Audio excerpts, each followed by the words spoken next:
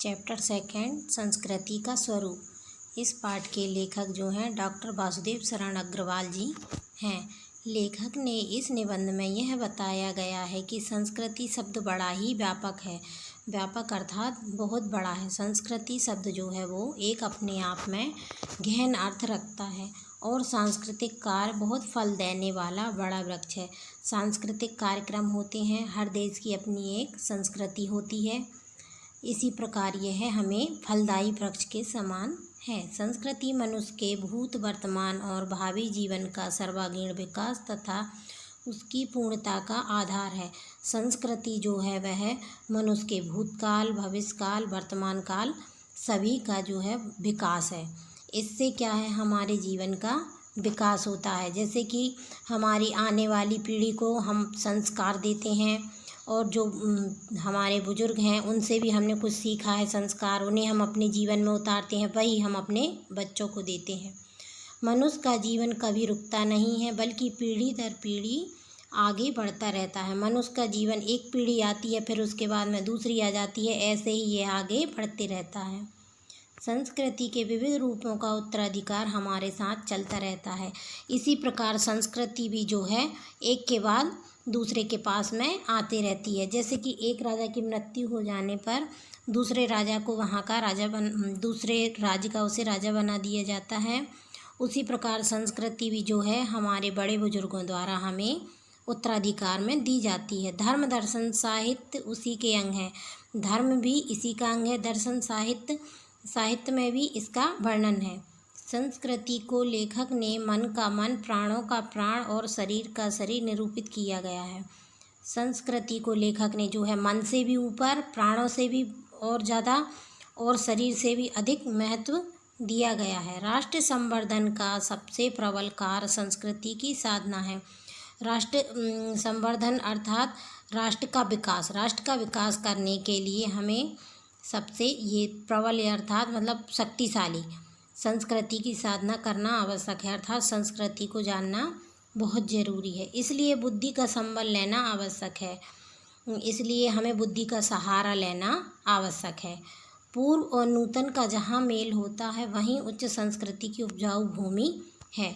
पूर्व अर्थात जो पुराना और नूतन मीन्स नया, जहाँ पर ये दोनों चीज़ें मिलती हैं वहीं हमारी उच्च संस्कृति मानी जाती है। मनुष्यों के चरित्र मनुष्यों के कारण स्वयं मनुष्यों द्वारा ही निश्चित किए जाते हैं। मनुष्य का चरित्र जो है उसके गुणों के आधार पर स्वयं ही निश्चित किया जाता है। हमें दुराग्रहों से मुक्त होकर ही प्रत्येक वस्तु की कसौटी पर कसकर देखना चाहिए और हमें बुरी भावनाओं को त्याग कर हर चीज़ को जो है एक कसौटी पर, अच्छाई की कसौटी से कसकर देखना चाहिए। कर्म से भयभीत व्यक्ति केवल विचारों की उलझन में ही फंस जाता है।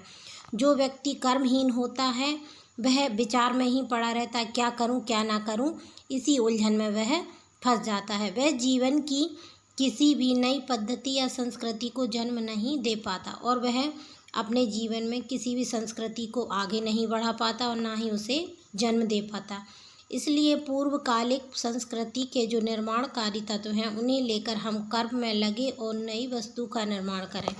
अर्थात हमारी पूर्वकालीन जो संस्कृति है, हम यदि कुछ नहीं कर सकते तो हमारी संस्कृति को लेकर ही उन्हीं तत्वों को हमें हमारे कार्य में आगे बढ़ना चाहिए एवं नई वस्तु का निर्माण करें, उसी के ऊपर उनका निर्माण करें।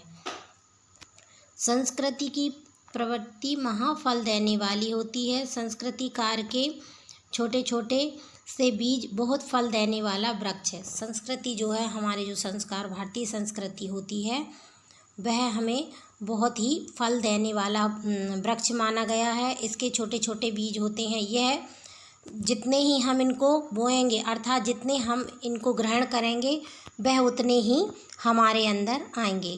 कार्य कल्प वृक्ष की तरह फलदायी होते और हम जो कार्य करते हैं वह कल्प वृक्ष की तरह फलदायी होते अर्थात कल्पना की ही तरह फल देने वाले होते हैं। अपने ही जीवन की उन्नति, विकास और आनंद के लिए हमें अपनी संस्कृति की सुधि लेनी चाहिए। हमें अपनी उन्नति एवं विकास के लिए अपनी संस्कृति को मानना चाहिए, उसे लेकर चलना चाहिए। आर्थिक कार्यक्रम जितने आवश्यक हैं उसमें कम महत्व संस्कृति संबंधी कार्यों का भी नहीं है। हमारे जो दैनिक कार्य हैं, जो आर्थिक कार्य हैं वो आवश्यक हैं, वैसे ही हमारी संस्कृति भी आवश्यक है। दोनों ही एक ही रथ के दो पहिए हैं, अर्थात जैसे कि एक रथ में दो पहिए होते हैं, एक दूसरे के बिना नहीं चल सकता रथ, आगे नहीं बढ़ सकता, वैसे ही आर्थिक कार्यक्रम के साथ साथ संस्कृति भी आवश्यक है। एक के बिना दूसरे की कुशल नहीं रहती। जो उन्नत देश है वे दोनों कार्यों को एक साथ संभाल जो उन्नत देश हैं, अच्छे देश हैं, विकासशील, वो दोनों चीज़ों को एक साथ लेकर चलते हैं। वस्तुतः उन्नति करने का सही मार्ग है और यही हमारी उन्नति करने का एक सही रास्ता है।